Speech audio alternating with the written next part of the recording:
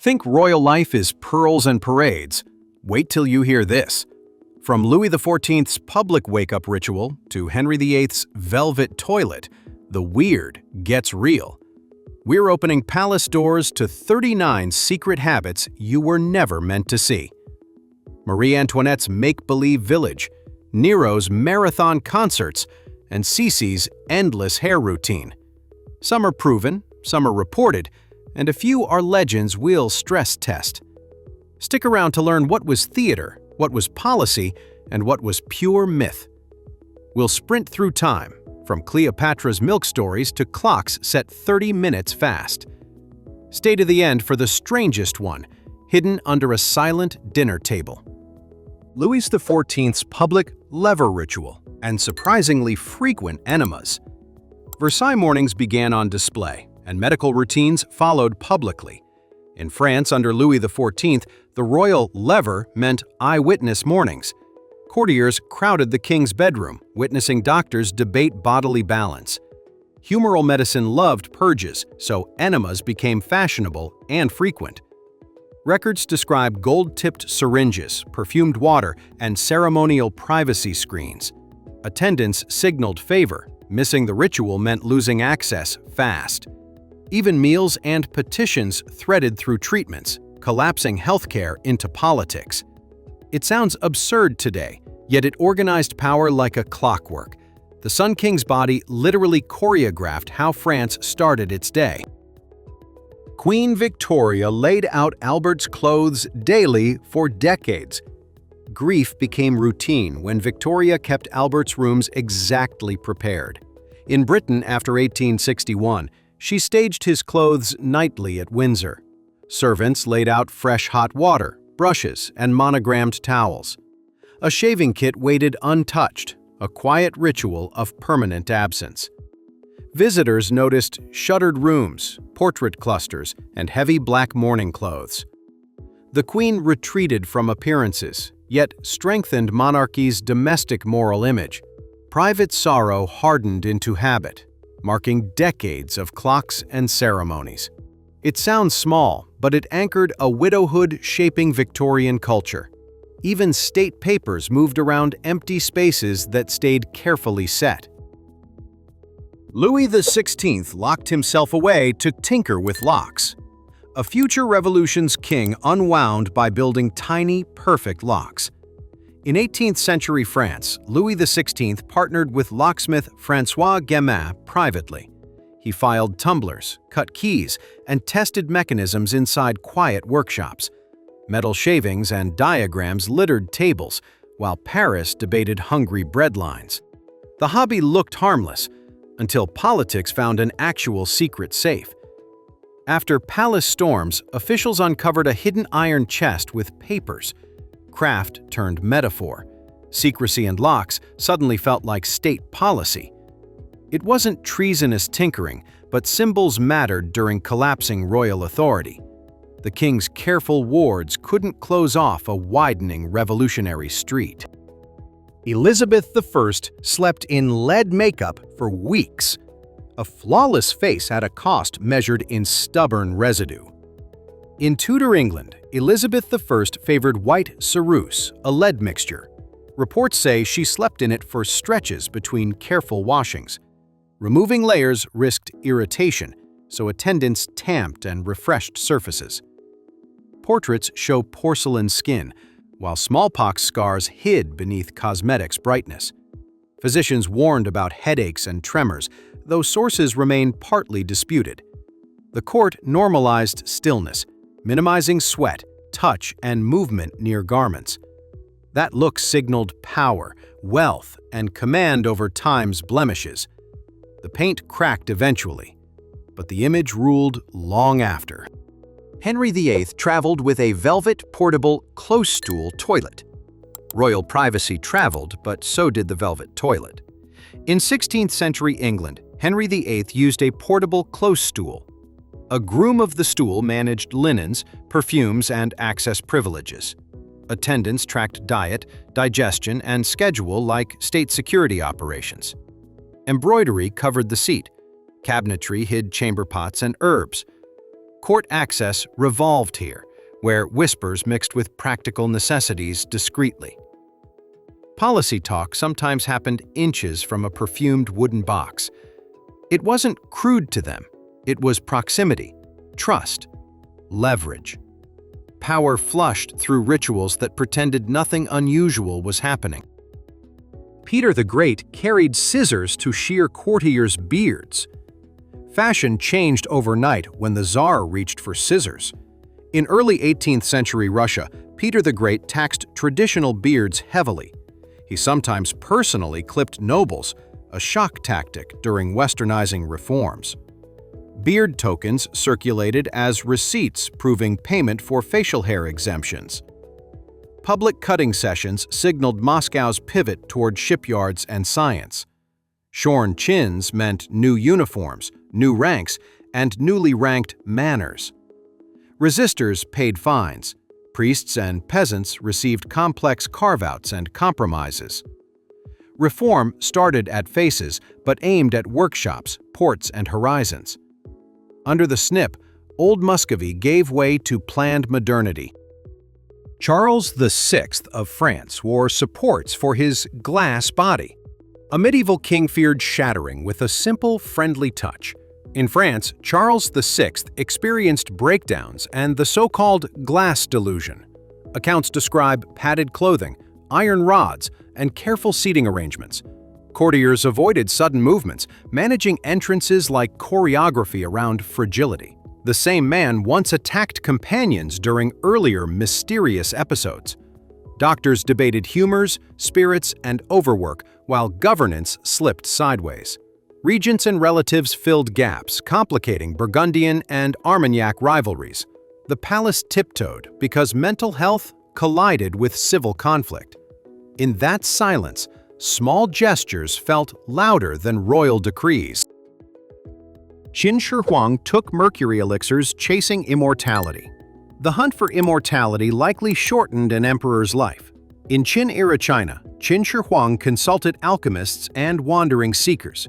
Texts mention mercury compounds offered as longevity elixirs and protections.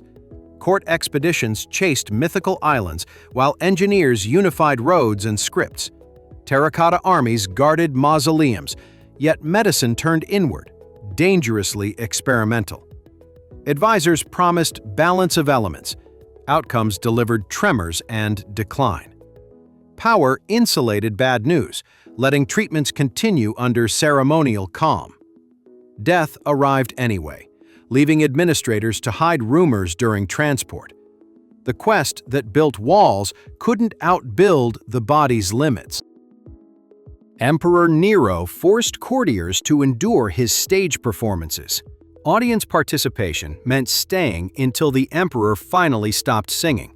In Imperial Rome, Nero staged marathon performances, requiring elite attendance. Doors were reportedly locked. Excuses and fainting became tactical exits. Some pretended sudden deaths. Others gave birth mid-concert to escape. The emperor loved recognition, acting roles, and playing the kithara publicly. The stage blurred politics, fusing applause with survival and promotions. Long nights left courtiers hoarse, exhausted, and nervously enthusiastic applauders. Theater became court, and court became a captive claque. When power holds notes, nobody dares call for intermission. Caligula planned to appoint his horse consul. A horse nearly entered Rome's most exclusive office, at least rhetorically. Ancient sources describe Caligula pampering Incitatus with marble stables. They add he planned making the horse consul, probably as provocation. Whether literal or satirical, the message humiliated senators standing nearby. Feeding oats with gold flakes mocked the chamber's seriousness and dignity. It signaled who truly appointed honors, not merit, but capricious breath. Courtiers laughed carefully because jokes traveled dangerously under autocrats. Later historians debated exaggeration, but the insult's point remains clear. Power can neigh, and institutions still must applaud on cue. Marie Antoinette play-acted milkmaid life in a private hamlet. A queen's countryside existed minutes from mirrored halls and protocol. At Versailles, Marie Antoinette built the Hameau de la Reine. She staged rustic scenes, milking hand-picked cows in spotless dresses, perfumed dairies, faux-weathered cottages, and landscaped streams framed pastoral play. Aristocrats visited to sip porcelain glasses shaped like wooden cups. The hamlet offered privacy from court gossip, music, and surveillance. Outside the gates, grain shortages and pamphlets sharpened public anger. The contrast wrote itself. Silk ribbons tied around pretend farm work. Revolution later reinterpreted the garden as a tone-deaf stage. Napoleon soaked himself in cologne and rarely bathed. He smelled like citrus long before anyone saw the hat. In Napoleonic Europe, the emperor reportedly drenched himself in cologne daily. Courtiers joked the bottles marched faster than infantry across campaigns. Bathing habits varied by era, but fragrance traveled with dispatches. Suppliers delivered cases to Tuileries, Saint-Cloud, and military headquarters too. Letters mentioned splashy quantities, alongside carefully tailored uniforms and boots. Soldiers remembered the scent mixing with leather, maps, and candle smoke. Even exile carried flasks, as memory clung through bergamot notes. Sometimes power arrives first as a smell rounding corridor corners. Empress Sisi measured her waist daily. Hair took hours. A tape measure ruled Vienna's most photographed waistline daily. Empress Elizabeth of Austria, called Sisi, enforced punishing beauty routines. Her hair reached near floor length. Washing required hours and attendance. She trained like an athlete, fencing and hiking with relentless discipline. Diets were Spartan. Broths and fruit replaced elaborate court banquets. Portrait sessions demanded exact angles. Mirrors multiplied tiny perceived flaws. Travel escapes to Corfu and Madeira doubled as privacy and control. Gossip focused on romance rumors, but the mirror told louder stories. In the empire's spotlight, perfection behaved like a second crown. King Ludwig II lived nocturnally with moonlit castle sleigh rides. Bavaria's king preferred moonlight to ministers and morning briefs. Ludwig II rode sleighs at night, silver bells muffled deliberately. Neuschwanstein rose like theater scenery, lit for solitary tours. He dined alone at odd hours, avoiding cabinet arguments and petitions. Opera flooded halls. Wagner's music became policy-setting background noise. Cranes and debts multiplied, while fairy tale rooms opened privately. Courtiers tracked his routes by torchlight, guessing schedules and moods. Night hid witnesses, but budgets eventually exposed the dreamer's costs. In that glow, castles performed for an audience of one. Louis XV used flying tables for servant-free secret dinners. Dinner appeared without servants, like a conjuring trick with courses. At Château de Choisy, Louis XV used mechanical flying tables. Winches and pulleys lifted set tables through trapdoors between floors. Guests rang bells. Dishes rose silently, eliminating eavesdropping staff. Conversations turned freer, gossiping about policy without listening ears. The technology impressed courtiers, blending privacy, novelty, and culinary theater. Engineers rehearsed timings, ensuring soup arrived steady, not sloshing. Beneath parquet, cramped crews sweated, making discretion look effortless. Upstairs, elegance floated. Downstairs, ropes creaked like backstage rigging. Frederick the Great practiced flute for hours with greyhounds. Prussia marched by day, then practiced sonatas after council meetings. Frederick the Great played flute nightly at Sanssouci in Potsdam. Composer Johann Joachim Quantz coached him, correcting fingers and phrasing. Greyhounds padded around chairs while ministers awaited the next movement. Music softened a ruler famed for drilling regiments and battles. Scores littered tables beside dispatches from Silesia and the Rhine. Performances mixed art with hierarchy. Courtiers didn't dare cough. The king's timing shaped cadences like marches shape infantry. In that salon, breath control briefly outranked battlefield control. Tsar Peter III played with toy soldiers in bedchambers. A throne felt like a toy box to Russia's brief ruler. Peter III, born in Holstein-Gottorp, adored drilling miniature regiments. Accounts placed tin soldiers on beds, tables, and official desks. While Denmark and Prussia dominated maps, he staged pocket parades. Officers watched uneasily as strategy shrank into tabletop maneuvers. His reign ended quickly when Catherine organized a palace coup. Toy obsessions became metaphors, overshadowing attempted military and legal reforms. Guards switched loyalties fast, and drums stopped inside the palace. In St. Petersburg, tiny battalions couldn't hold actual gates. Charles II practiced alchemy and chemistry in private royal labs. England's court smelled of charcoal, not only perfume and wax. Charles II kept private laboratories at Whitehall, experimenting with chemistry. He corresponded with natural philosophers, including Robert Boyle and Hooke. Distillations bubbled beside caged animals and ticking experimental clocks. Alchemy, then chemistry, blurred through furnaces, retorts, and careful notebooks. Demonstrations sometimes occurred late, after theatrical performances and suppers. Royal curiosity lent protection to risky prototypes and strange claims. Some trials failed spectacularly. Others seeded England's scientific institutions. Between masks, the monarchy tinkered with controlled explosions and ideas. Queen Elizabeth II kept cereal in Tupperware, loved Dubonnet. Breakfast at Buckingham was simple enough to surprise visiting dignitaries.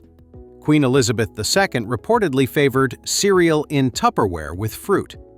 Her longtime drink choice included Dubonnet with gin before lunches. Former staff recalled toast racks, radio horses, and exact schedules. Plastic containers met silverware, a small contrast on polished tables. Dogs circled ankles, while red boxes delivered government papers daily. Habits anchored a life split between ceremonies, tours, and crises. Because predictability steadies power, even tiny routines become anchors. Monarchy sometimes runs on cornflakes, corgis, and punctual briefings. Tsar Nicholas II obsessively photographed family life inside the palaces. Russia's last Tsar documented family life with relentless, careful framing. Nicholas II carried cameras on cruises, picnics, and palace grounds. Albums filled with sledding, uniforms, and children's staged performances. Empress Alexandra and the daughters arranged tableaux for seasonal holidays. Images feel serene, even while strikes and war approached outside. Diaries pair captions with dates, revealing rhythms behind ceremonies. Photographs turned the Romanovs into their own favorite audience. Later, those pictures became archives for a vanishing world. Snapshots froze innocence that history would ultimately unfreeze violently. King Edward VII kept Sandringham time clocks 30 minutes fast. Time ran faster at Sandringham, at least on every clock. In Edward VII's Norfolk estate, schedules advanced by 30 minutes deliberately. The trick squeezed daylight for hunts, rides, and country inspections. Household staff adjusted watches. Guests missed nothing if they complied. Returning to London, visitors suddenly arrived early to perfectly normal time. Servants joked the sun obeyed whichever house currently hosted royalty. The custom survived years, becoming a seasonal rhythm for retainers. Clocks teach power gently, nudging everyone into a monarch's tempo. One estate's minutes quietly stretched England's most exclusive mornings. King Zog of Albania smoked 200 cigarettes a day. Cigarette smoke followed Albania's monarch like an extra entourage. King Zog was reported to smoke around 200 daily. Photographs show constant hands, ashtrays, and watchful bodyguards nearby. Assassination attempts shaped habits, including quick exits and scanning rooms. Nicotine paired with sweets as meetings stacked through turbulent years. Visitors left smelling of smoke and cologne from Tirana offices. Doctors cautioned regularly, but rituals outlasted cabinets and crises. The monarchy fled eventually, and ashtrays collected dust in exile. Habits travel. Regimes change. The smell lingers longest of all. King Farouk's kleptomania, pocketing a watch from Churchill. A king's reputation collected stories the way sleeves collect lint. In wartime Cairo, Farouk of Egypt was infamous for compulsive collecting. It was reported he pocketed a watch from Winston Churchill. Officials smoothed incidents quietly, returning items with apologies and favors. Palace inventories ballooned, mixing jewels, stamps, and curious gadgets. Restaurants whispered about unpaid bills and sudden late-night shopping tours. Public patience thinned as austerity clashed with royal appetites visibly. The monarchy fell soon after, and anecdotes hardened into legend. Whether embellished or not, the pattern told an accurate truth. Emperor Hirohito maintained a marine biology lab inside the palace.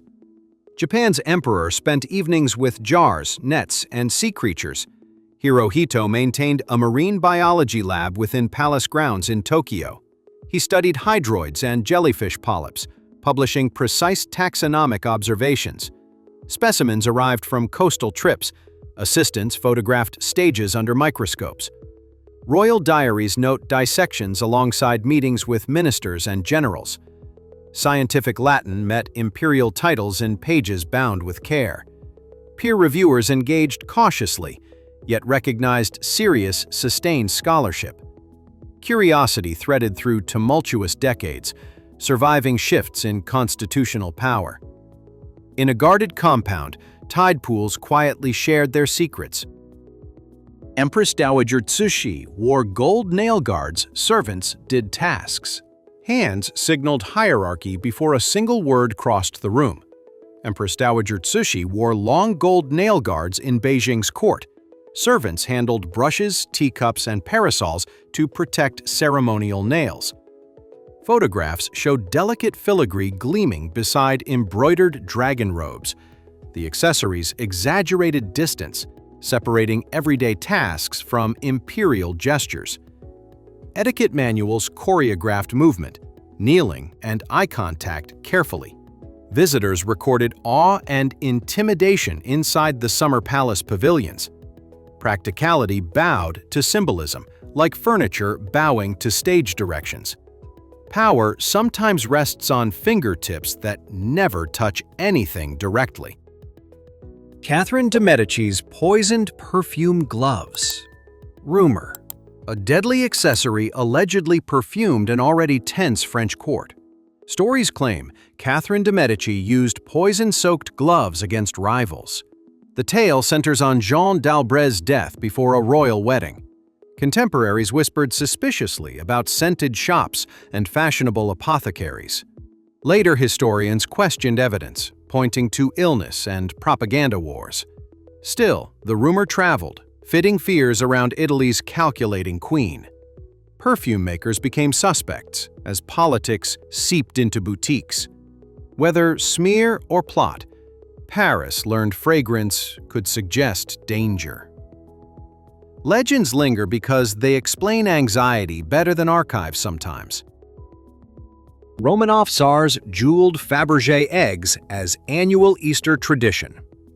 Easter mornings clicked open on miniature surprises and jeweled hinges. Under Alexander III and Nicholas II, imperial Fabergé eggs became tradition. Goldsmiths hid portraits, clocks, and tiny trains inside enamel shells. Workshops swarmed with lapidaries, designers, and inventors brainstorming mechanisms. Gifts navigated court politics, signaling favor among grand duchesses. Catalogs tracked themes: Kremlin towers, lilies, and Trans-Siberian railways. World wars interrupted deliveries, scattering masterpieces through sales and museums. Survivors still open, revealing how luxury narrates families and empires. Each delicate spring release disguised steel-hard messages about succession. Princess Diana roller skated through palace halls with a Walkman. Palace corridors briefly sounded like a downtown rink at night. Princess Diana was photographed roller skating through Kensington Palace rooms. A Walkman bounced at her hip, blasting pop between appointments. Staff smiled. The young princess carved loops around antique chairs. Scenes broke stiffness, contrasting protocol with gleaming wheels and laughter. Tabloids loved it, while charities appreciated attention she drew afterward.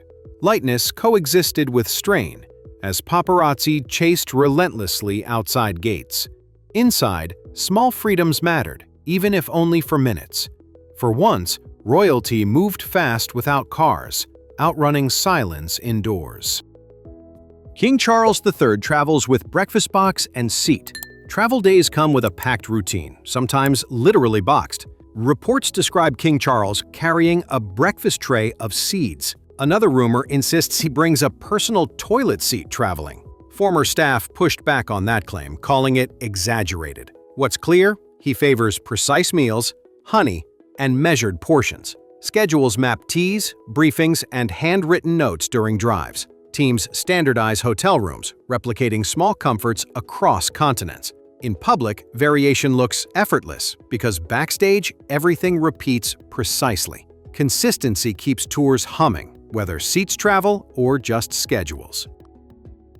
King James I railed against smoking and detested tobacco.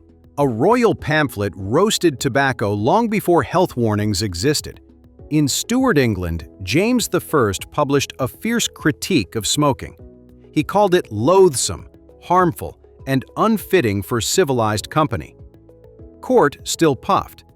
Fashion sometimes outran royal moral lectures. Customs duties complicated things, since taxes loved popular vices. Physicians argued among themselves while merchants counted reliable profits. Embassies offered pipes. Courtiers glanced around, then lit anyway. Prohibition never arrived, but royal disapproval left memorable phrases. A smoke cloud met a scowl, and both lingered afterward. Cleopatra's donkey milk baths for skin beauty. A beauty routine became legend long after the queen's real politics. Stories say Cleopatra bathed in donkey milk to soften skin. Ancient writers loved luxury tales, mixing theater with medicine. Egyptian courts certainly used scented oils, unguents, and mineral powders. Whether vats of milk existed, reputation carried the creamy image. Rome amplified rumors, branding her decadence as political propaganda. Archaeology shows cosmetics jars, but not the fabled dairy baths. Still, the myth persists because it photographs well in imagination. Sometimes image, not evidence, wins the Nile's final argument. Nawab of Junagadh threw lavish weddings for his dogs. A princely state once hosted the most extravagant canine ceremonies. In pre-independence India, Junagadh's Nawab celebrated weddings for prized dogs. Accounts describe velvet canopies, jewels, and formal printed invitations. Bands played while guests presented gifts to the pampered Pomeranians. Meanwhile, administrators managed estates, taxes, and looming political changes. The spectacle signaled wealth and eccentric taste amid rising nationalist pressure.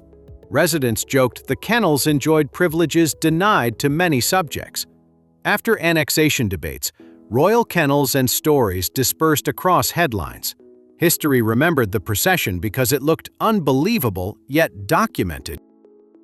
Maharaja of Jaipur traveled with giant silver Ganges water urns. Two giant silver urns crossed oceans like portable holy rivers. In 1901, Jaipur's Maharaja Sawai Madho Singh II traveled abroad. He carried Ganges water in record-sized vessels called Ganga Jalis. Silversmiths carefully hammered sheets into seamless, gleaming cylindrical containers. The cargo ensured ritual purity while dining during the coronation visit. Photographs show attendants guarding the towering barrels on decks. London society marveled widely. Guinness later noted extraordinary dimensions. Afterward, the urns returned to Jaipur as museum pieces. They still reflect faces, turning pilgrimage into polished metal. Frederick William I, obsessed over a regiment of giant soldiers. A royal obsession stretched statistics taller than most front guards. Prussia's Frederick William I recruited exceptionally tall soldiers compulsively. The Potsdam Giants paraded as living trophies of height and discipline. Agents scoured Europe, luring or coercing men above measured thresholds. Uniforms elongated figures further, turning drill into moving architecture. Foreign monarchs gifted giants. Diplomacy traded inches like currency. Some recruits suffered. Others gained privileges and steady salaries. Frederick's son inherited the army, not the towering fixation. Eventually, spectacle yielded to efficiency, and heights returned average. Queen Christina of Sweden wore men's clothes and hosted salons. A crown couldn't pin Christina into any expected category. In 17th century Sweden, she wore men's clothes and studied philosophy. She invited René Descartes to Stockholm for winter tutoring sessions. Courtiers endured drafts while ideas warmed the icy palace. Christina abdicated, converted, and moved to Rome, pursuing intellectual freedom. Salons mixed cardinals, artists, and swordsmen debating theater and theology. Collections of paintings and manuscripts followed her adventurous relocations. Her gender presentation unsettled Europe more than troop movements sometimes. She wrote herself into history by refusing every assigned role. Qianlong Emperor's daily poetry and obsessive calligraphy sessions. Poems multiplied until even palaces couldn't display them all. In Qing China, the Qianlong Emperor wrote thousands across decades. Calligraphy practice filled mornings with brushes, inkstones, and seals. Inscribed colophons climbed margins of paintings he personally collected. Scholars debated quality, but production never slowed its tempo. Verses praised borders pacified, harvests abundant, and filial harmony. Writing rooms doubled as audit rooms for official memorials. Art and administration shared desks, stacked with scrolls and reports. Governance for him began by placing characters in order. Sultan Murad IV patrolled in disguise to enforce coffee bans. Midnight patrols turned a sultan into Istanbul's strictest night watch. Murad IV banned coffee, tobacco, and alcohol, enforcing personally at times. Chroniclers described disguises and sudden raids on shadowed streets. Cafes went quiet. Musicians packed lutes as lamps dimmed quickly. The policy reflected anxiety about sedition bubbling in coffeehouses. Punishments were severe. Rumors traveled faster than mounted guards. Eventually, bans eased after his reign, and cups returned. Still, the episode proved beverages could terrify governments efficiently. In that era, a steaming cup counted like a pamphlet. Haile Selassie kept palace lions as royal pets. Roars echoed through Addis Ababa's palace compounds like rolling thunder. Haile Selassie kept lions as symbols and living national emblems. Handlers exercised them inside guarded enclosures near ceremonial halls. Visitors recalled seeing cubs pacing behind fences during audiences. Zoos and palace menageries blurred, reflecting imperial Ethiopia's iconography. Photographs paired uniforms, capes, and tethered cats with careful dignity. Animal care required budgets, trainers, and veterinary interventions occasionally. Politics prowled louder outside, transforming monarchy despite curated imagery. In the end, symbols couldn't keep predators from history's door. Emperor Menelik II ate Bible pages as medicine. A desperate remedy allegedly tasted like paper and ink. Reports claim Ethiopia's Menelik II ate Bible pages while ill. Advisors hoped holy words might strengthen body as medicine failed. Clerics, doctors, and courtiers offered competing cures and explanations. Historians debate the accuracy, noting propaganda and contradictory testimonies. Regardless, the story reflects faith braided tightly with governance. Recovery faltered. Modernization plans continued under gathering foreign pressures. Palace rumors moved as quickly as telegraph lines outside. Even doubtful anecdotes survive because they speak a cultural truth.